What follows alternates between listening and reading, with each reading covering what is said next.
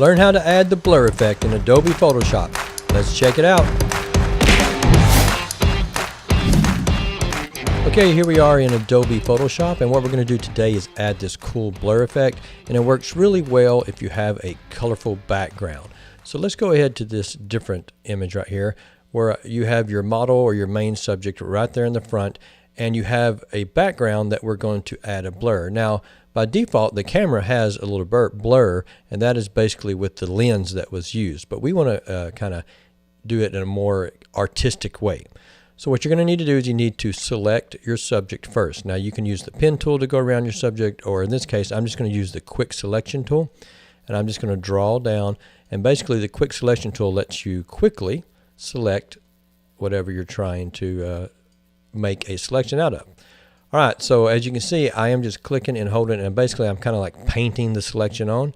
Now if you look up here at the top left right by his ear, the selection missed his ear. So I'm going to make sure I click there. Now if you go too much and select outside of your main subject, hold down the Option key and you'll see that your cursor turns into a minus, and now if you click and drag and paint over that with the minus, it takes away the selection and puts it back where you want it to be.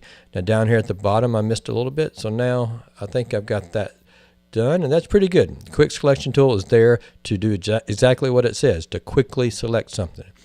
Now, if I was to add the blur effect right now, with the way things are, I would come up to the top and I could hit Filter, and then right here you have Blur. Below that you have the Blur Gallery. We're not going to do that today. We're going to go to the one that says Blur and scroll down to where it says Radio Blur, and your pop-up box will come up. Now I'm going to go ahead and hit just OK with the default settings right now and show you what happens. All right, we blurred the main subject, which is not what we want to do. It could be a cool effect, but in this case we want to blur the background. So I'm going to hit Command Z or Control Z if you're on Windows, and what we're going to do is inverse our selection. That way we can blur the background. So we have the model selected, so just come up to the top where you see Select, and if you scroll down you see Inverse. As soon as you click that, now we have selected the background and no longer have the main model as the selection. Now go up to the top, do Filter, Blur, and then do Radio Blur. Now let me show you a couple settings here and let's see what it looks like.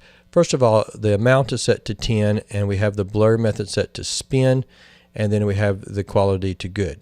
So let's go ahead and change the quality to best, and we can leave it on spin right now, and I'm going to grab the amount and just drag it up to about, I don't know, 40. Now I'm going to hit OK, that way we can see what the effect looks like. Alright, so what it did is it kind of adds the spin effect, and now everything looks like it's going, you know, in a circle.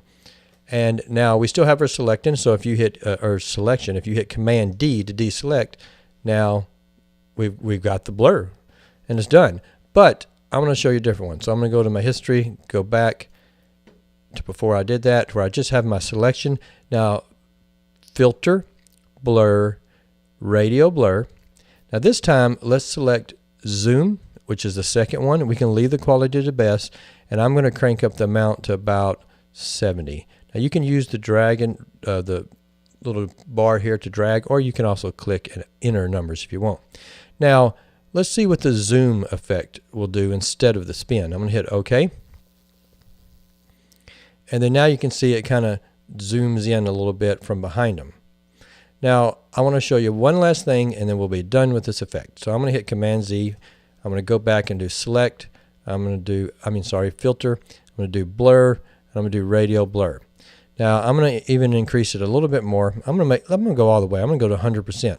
Here's what I want to show you. In this blur center right down here, right in the middle is the center. You can grab that and move it to where the blur or the center will change. So like if your subject is not exactly in the middle, or you want a different effect, so I'm going to move it up to the top right and make this the center of the blur, and I'm going to hit OK.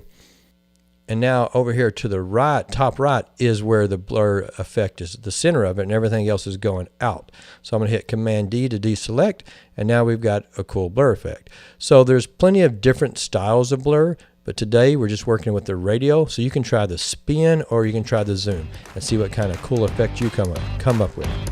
All right, thanks for watching.